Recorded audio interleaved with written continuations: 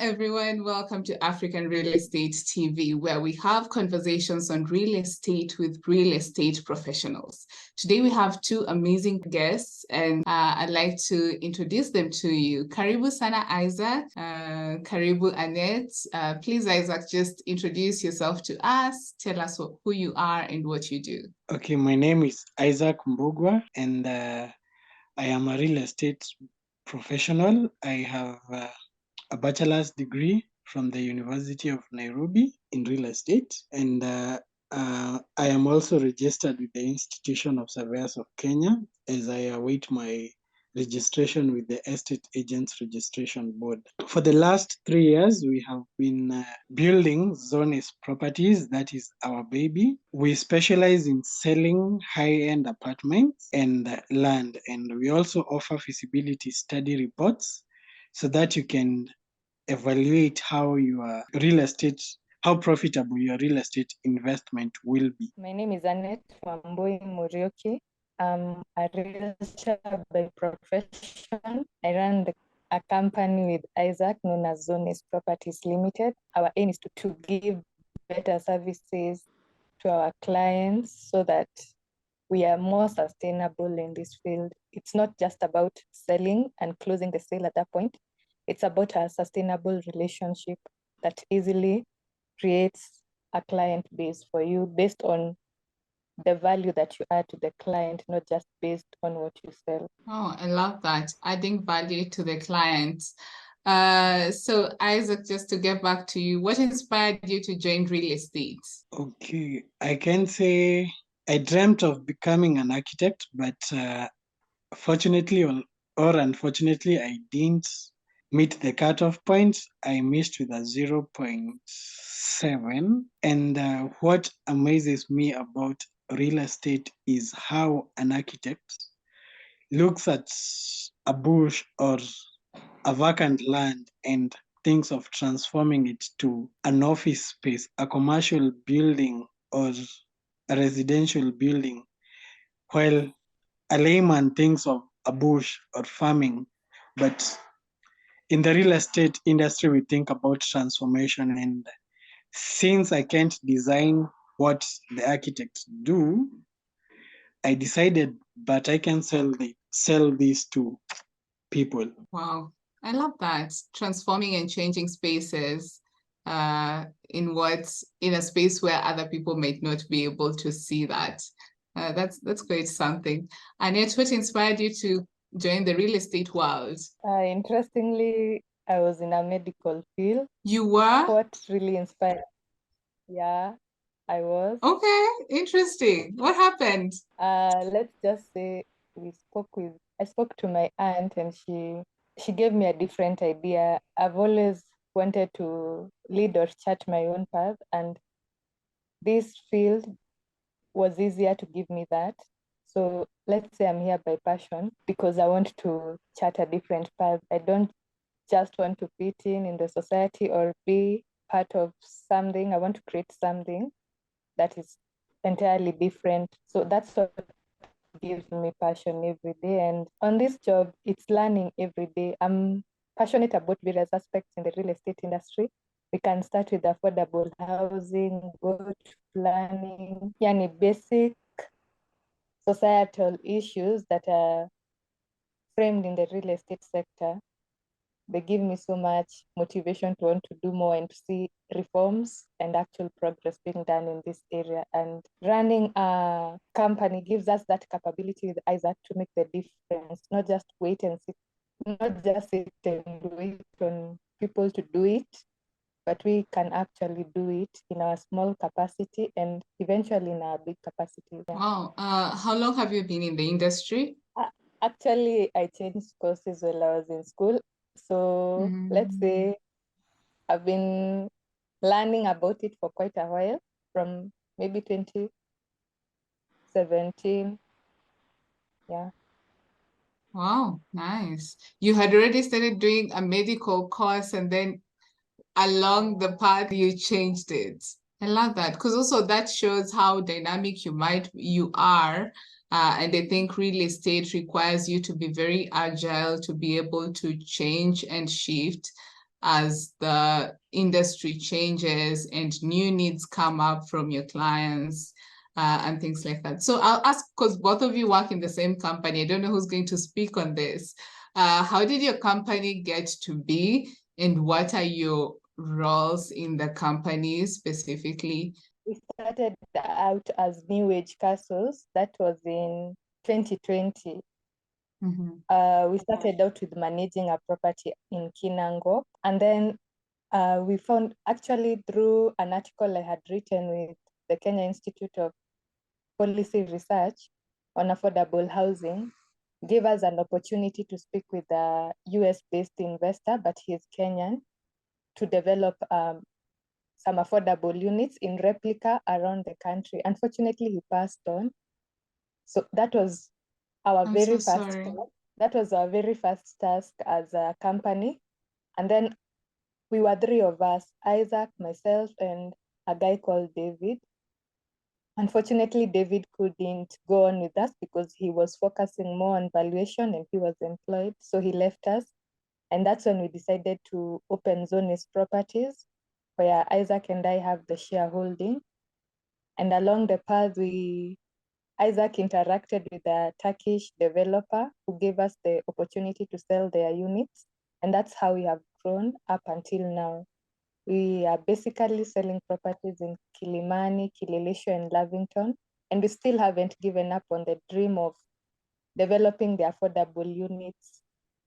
So we are working on that, and soon we will launch the project. It will be our first project purely done by Zonis. So good things are to come, but it is going to take our hard work to get them done.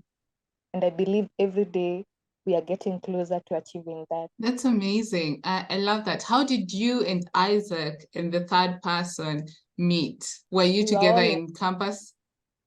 Yeah, all in the same class, actually, in Nairobi University. Wow. Is your company an agency or a developer?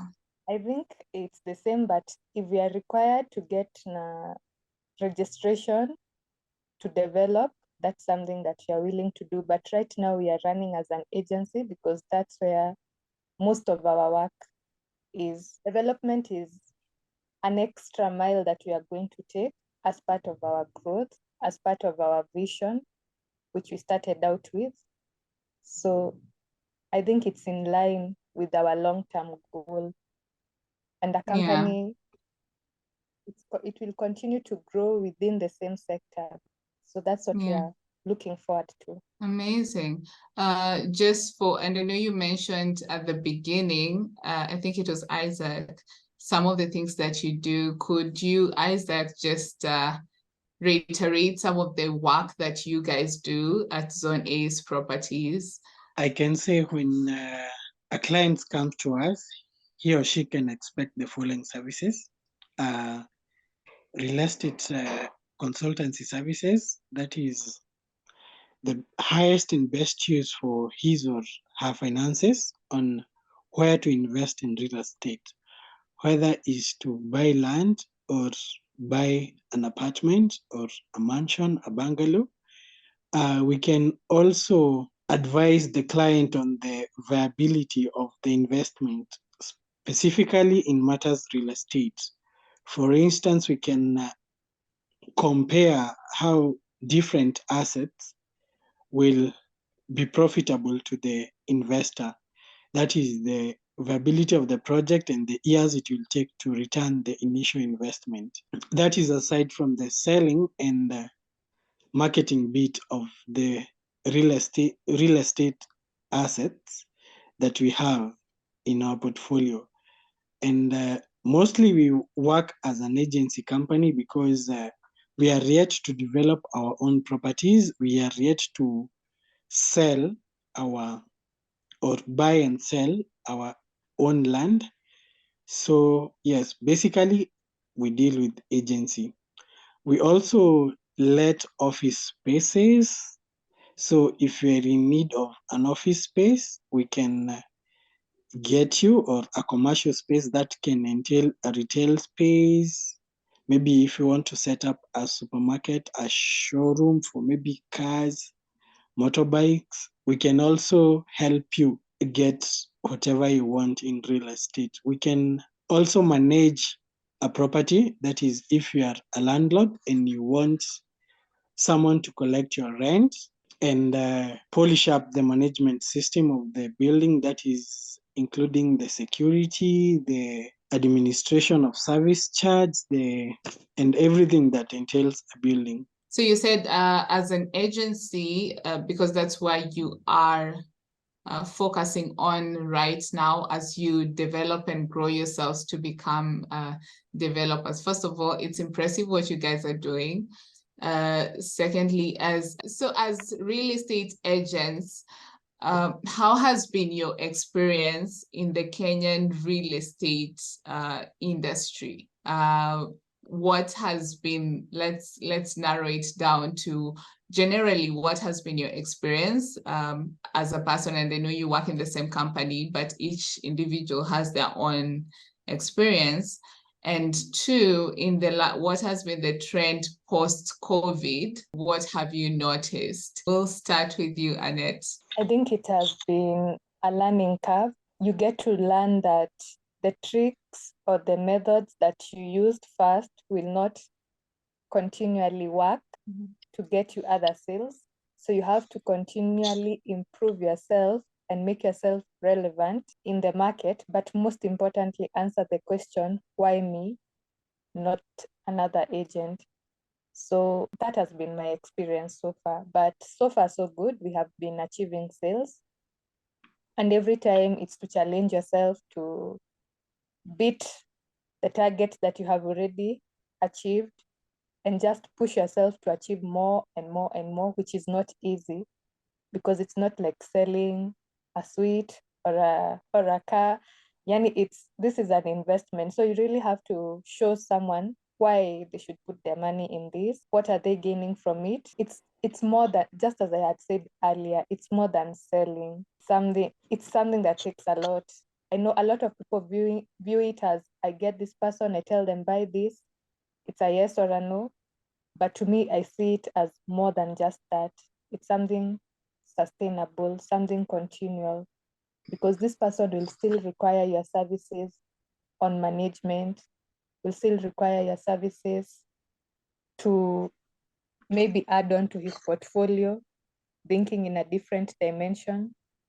So far, that has been my experience. And just because of the conversations that I keep on going with my clients, I find them always asking me questions or always referring you to someone else or offering you up an opportunity when it comes. What I can say about my experience in real estate, and it's a tough field. One, because real estate, it's a very personal investment, and we can call real estate agents as matchmakers because we match you with an asset that probably is a lifetime investment. It's like a relationship, but now with an asset that you will come to like and eventually love, to live with it for the better part of your life, because most investors in real estate, especially for apartments,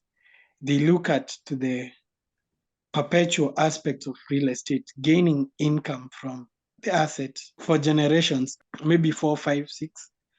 But yes, so it's a very personal investment, and you have to create personal relationship, people who are looking to love what they are buying. It's not like something they want to dispose of in the next 1 or 2 months, but something to live with it.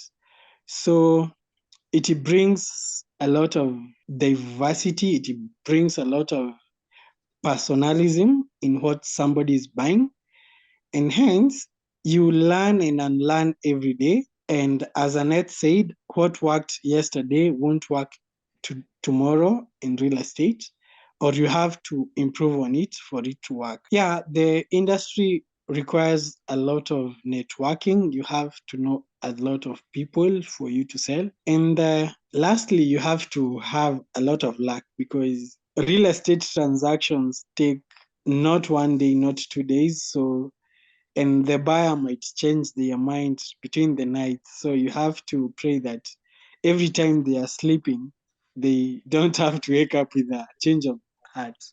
So you have to continue praying that tomorrow this person will pay the deposit. Yeah. Wow.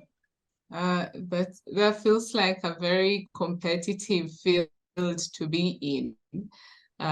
So as I had asked before, what has been the trend, especially because you're now just in the Kenyan market, what has been the trend in Kenya post-COVID?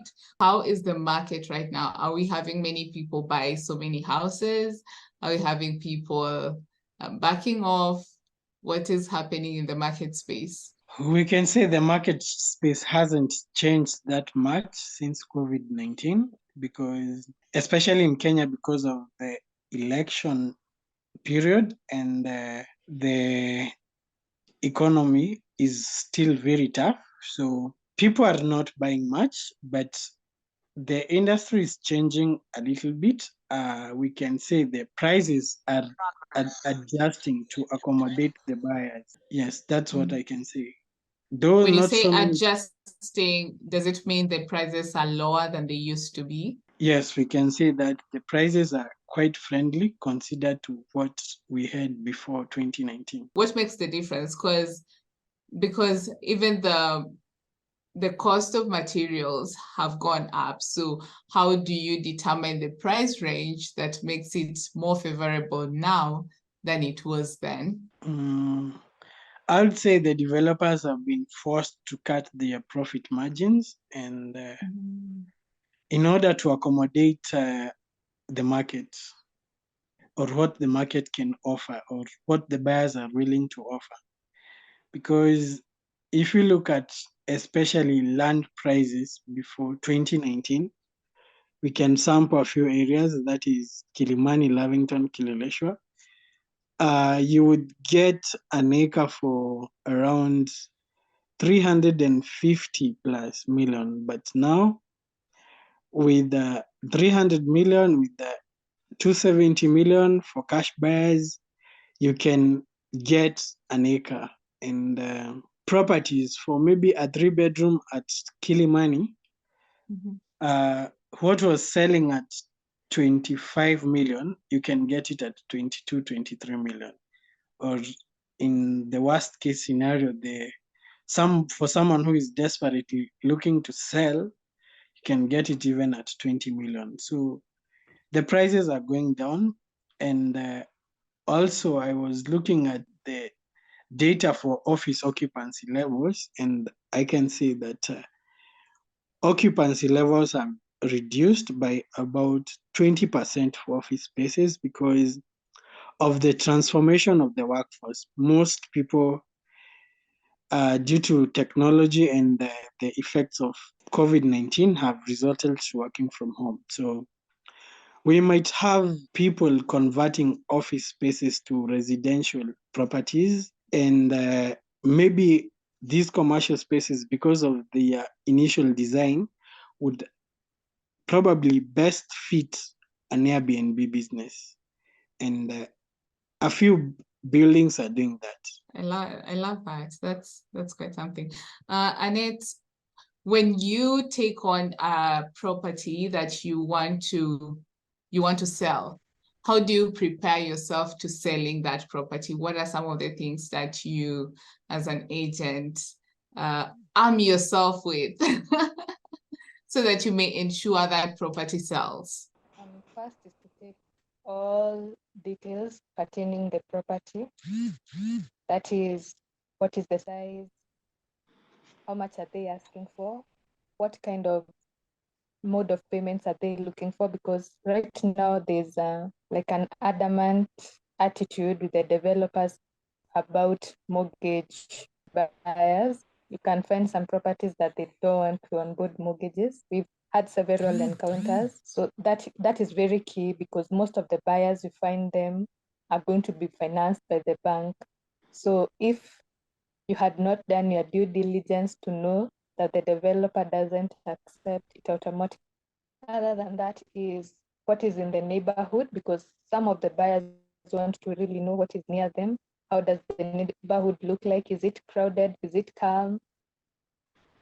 Generally, you describe to the very detail what that property is, and now you put out an advert that is enticing to the buyers, that will make someone say, I would be interested in checking out this property. If it's for investment purposes, you have to arm yourself with finer details like what is the return on investment on this property? How much, what is the maximum rent that I can get from this property? If I'm to turn it to an Airbnb, what are the rates in this area per night? What is the frequency of the client? How long is it going to be occupied? And finally, also to understand how long it will take the investment to request on a property that does not give a return of 10%. So those are the details that you have to arm yourself with. When someone asks you, what is the return rate? How long am I going to take to recoup my period? You can answer them and move on to the next step. Okay.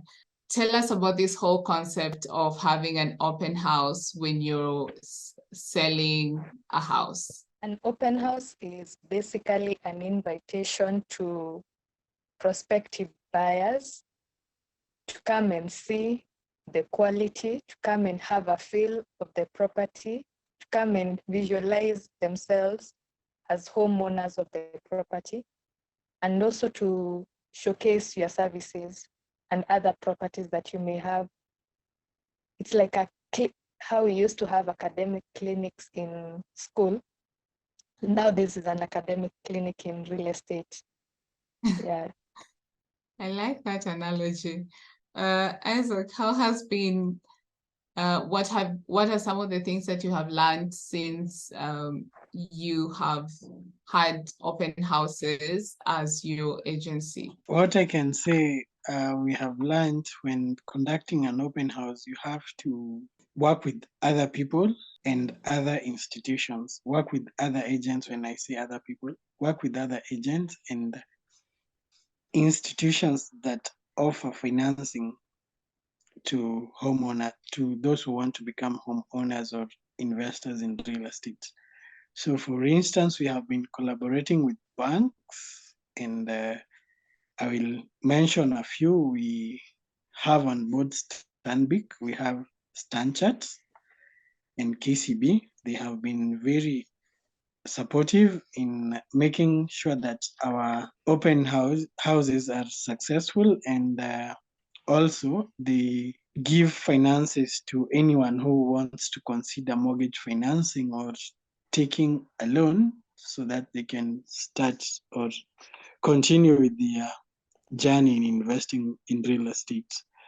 For agents, real estate agencies are a very small market. I have the property, another agent has the client. So it's a collaborative approach market where we have to rely on others and referrals to close a deal. So you have to market the open day to agents as well. And you have to do cold emails to existing clients, and also maybe strangers that you may think they can be potential clients. And you have to do your PR, talk about your open day as much as possible, because it's rare to find a person who can afford maybe even the 3 million. So you have to reach to a lot of people to make your open day successful, because at the end of the day, the open day is to make sure that the house has reached to many viewers or many potential buyers, and maybe close 1 or 2 sales at the end of it all. How often does the people who show up for the open day end up purchasing the property? We can say a conversion rate of, if 100 people attend an open day, you can close around 3 or 4. So that is, the conversion rate in real estate is about 3% of the reach you get. So Oh, okay. Yeah. So you really have to reach to a lot of people. Yeah.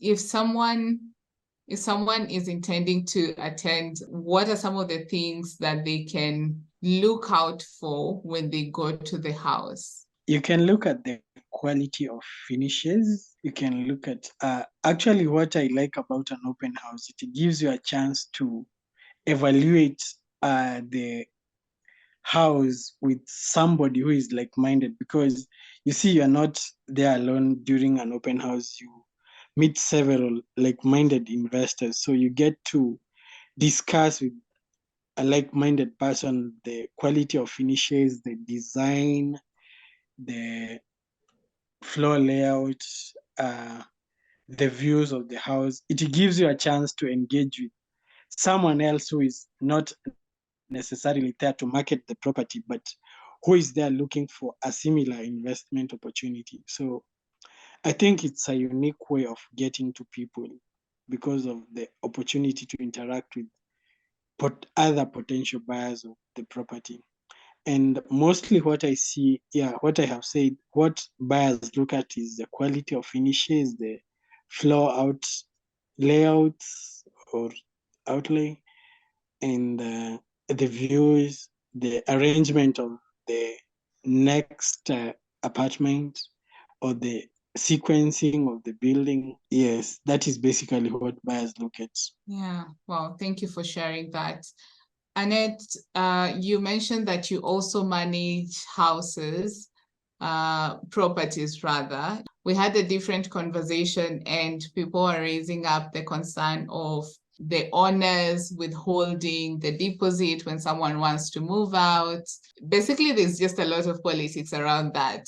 How does your company ensure that your clients, because, okay, your client is the owner of the property, but then they also have people that are renting those properties. How do you best serve them to ensure that everyone gets what is required of them? It goes down to, I can give an example of before forming Zonis. I was managing a commercial complex next to TRM Mall. It's known as Jewel Complex. So you find that every property manager has a different approach as to how they manage the property. So when I was the property manager of that complex, what I introduced were process maps. By process maps, I mean, for example, if a client comes, first of all, they will fill an onboarding form. So we check with them, are the tiles okay? Yes. Is the painting okay? Yes. Is there any peeling? Yani, every detail of the space. So after that, you explain to them that, yeah, we are taking 3 months deposit and it's refundable if the space is returned as is. As is how I'm giving, it's a takeover form. You're taking over the property from me. I've given it to you without 0 defects. So you return it to me without any defect as it was then, as I gave you, so that you can get back your deposit in full. And it is within a certain time frame after your exit. That one now is dependent on how you have done your leases. It changes from property to property. So that has been a very big concern. I also got tenants who are coming to take over spaces and they were asking me, are you going to refuse with my deposit? As long as you have your deposit. If there are any defects, as long as you not have approved. And also an important point to note is most of the time the tenants will want to sit on the deposit without telling you or utilize the deposit as rent. So sometimes you, for example, like our leases, you cannot utilize the deposit as rent. So you have to have cleared the rent so that you can be entitled to your deposit. So it goes, before you onboard a client, you really have to explain to them all these things so that at the end, your relation is not ruined over a simple matter that could have been explained earlier. Yeah, no, I actually, when we were having that conversation, so many questions came up and there was also that issue of people sitting, quote unquote, on their deposit so that the owner does not refuse. But yeah, it does make sense. I also learned of a new word, a checklist that people are supposed to have when they are getting into houses, the same way you've just explained that they need to, you know, check everything. If it's in order, then you need to give it back to me when everything is in order as well. I'm glad that you have clear, you know, stipulations on how you're going to handle that for the properties that you handle. As we wind up, what do you think the future of real estate is? Let's just finish up with you and then we'll get to Isaac. What is the future of real estate? Right now, I was having a conversation with a CEO of a certain circle, and I noted that there is demand for having more affordable but yet very decent units. I think that's a space that has not been really tapped. When we look at what is being defined as affordable, it's not really decent. I've had people complaining about like the Pangani houses, how squeezed they are, but yet they are affordable. So if we can, the future is balancing cost and decency to provide something that is luxurious in some sort of way, but still very affordable to the market. And also, real estate requires a lot of investment upfront. If we can get to a point of accommodating like a tenant purchase scheme, someone paying a monthly rent as a deposit towards the owning of the building, I think we'll be able to tap in a lot of people to buy in properties. So the future is affordable, not just in terms of cost, but how we are also paying for that cost. Yeah, that's where I see most opportunities lying. But also, maybe there are some really areas that the Kenyan market hasn't really focused on. We can take an example of student accommodation. Yes, I know we have Kejani and Kwetu, but you find that they are up here, yet we have some students that are down here and really need the accommodation. So where are those developers who can do that, who can provide that? The other part is we are getting to a more sophisticated society, and you find the people who are right now in their 40s are not really in the space of taking care of their old parents. So are we going to be having an all-inclusive elderly home that you can have hospitality, medical, all in there and being paid for as a service? So there are very many opportunities that are yet to be untapped in the market, and also a lot of opportunities that are there in the market and we are not really doing anything about it. I absolutely love each point that you have shared.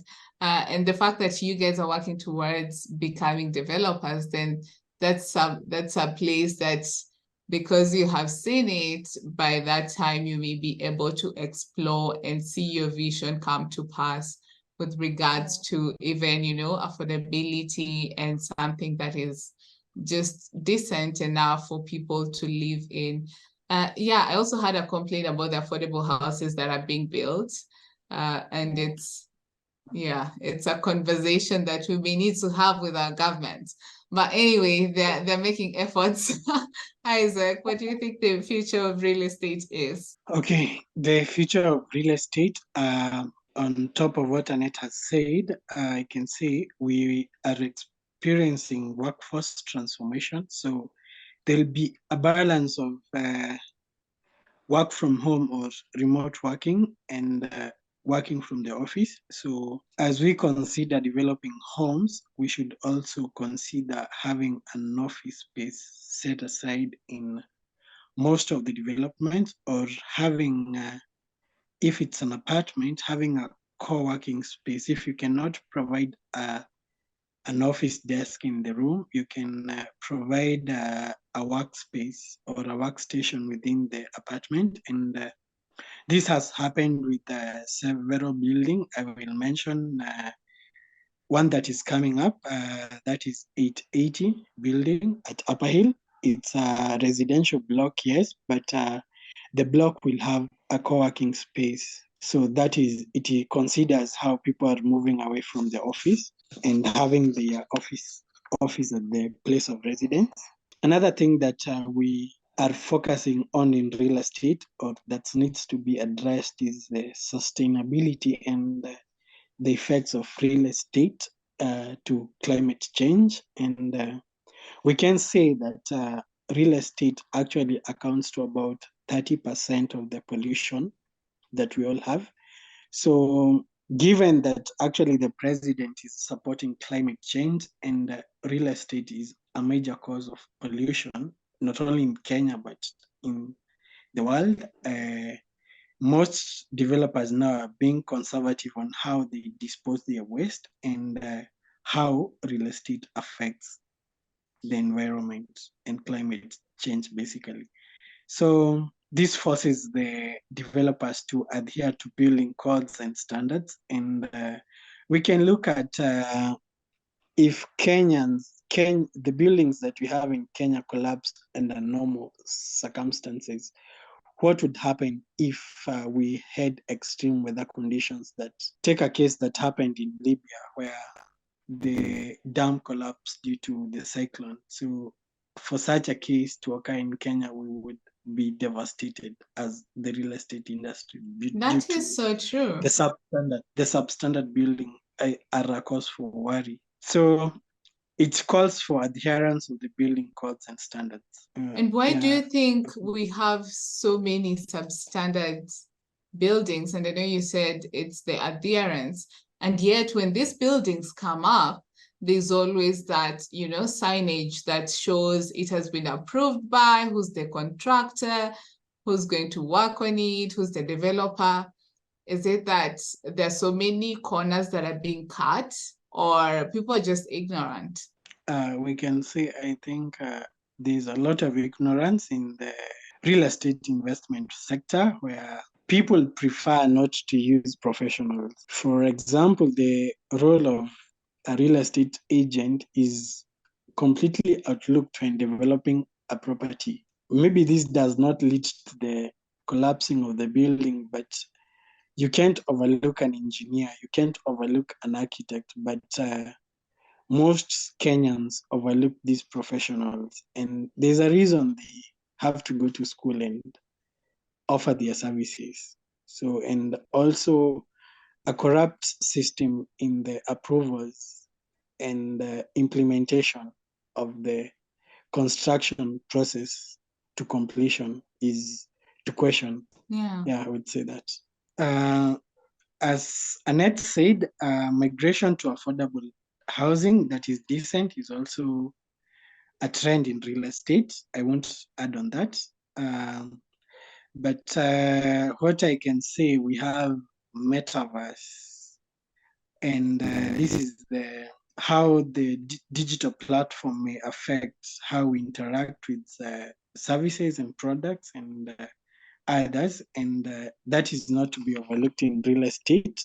We have seen development of virtual properties, and this is subject maybe we can cover later, but it is also going to affect real estate, especially how people interact with the physical space. So yes, and also technology. We have seen printing of homes in China. So maybe it can help fast track construction developments for a country like Kenya. We can, even though it's expensive, but adoption of tech may mean that we have more units coming up within a less construction period. And actually, the first project that we wanted to adopt, we were looking to construct homes within 6 months. These are quality homes, but the construction period was to be less, even though the project didn't come to be achieved because most of the one who was behind it passed on. So unfortunately, but I believe adopting tech in development will definitely have its say. Yeah, and that's an idea that you just shelved it, but it's something that you can always get back to it and get it done. It's impressive just thinking about the things that you're talking about as people in the industry actively every day, and just thinking of how our future will be. Because really, real estate is supposed to be a subject of concern for everybody, because everybody lives somewhere, really, from infrastructure to buildings. It's quite extensive, and I'm very happy for you guys to just have this conversation with me. What is something you can tell someone who is who has just either joined real estate or are aspiring to join real estate industry? Okay, what I can say, it's a very interesting industry. It's an industry where you get to meet people, you get to learn from everyone and anyone. So you have to be open-minded about the industry. You have to be ready to learn and unlearn every day. So yeah, it's about yourself. It's about who you are. You have to ask yourself, why me? And give people reasons as to why they need to walk into the journey with real estate journey with you. So, and you really have to be up to date with the market data. You have to know, even though not to the very large extent, at least you have to know the costs of coming up with a project and justify your selling price, because we are in an agency, and the primary factor here is justifying why you are selling at this price and the returns of the investor. Nice. Annette? So it's about passion and who you are. If you don't have the passion that to keep you going or to drive you in this industry to make a difference, then just don't get into it, because that is what will get you up every day. Yeah, that's what I can give as advice. You have to be passionate about it. You have to pursue it as if it is the only thing that you are living for. If someone is to find out more about you guys, where can they get you? Okay, we are on LinkedIn as Zones Properties Limited. We are also on Facebook as Zones Properties, on Instagram as well as Zones Properties, and you can get to us via our website, that is www.zonesproperties.co.ke. Awesome. Again, thank you so much, Isaac. Thank you, Annette. Quite some things for me to pick up and, just think through as I work and interact with other real estate professionals. I really appreciate your time. And I look forward to having another conversation with you guys. There's something Isaac mentioned, but I didn't want to stretch our time together, so we will pick it up in our next conversation. Sure. Thank you for having us. All right, thank you for joining us in this insightful conversation where young people are making strides in the real estate sector in Kenya. It's impressive what is being done, what is yet to happen, and what is going to happen. And so until our next conversation, I look forward to having you here. Like, comment, and subscribe to this channel.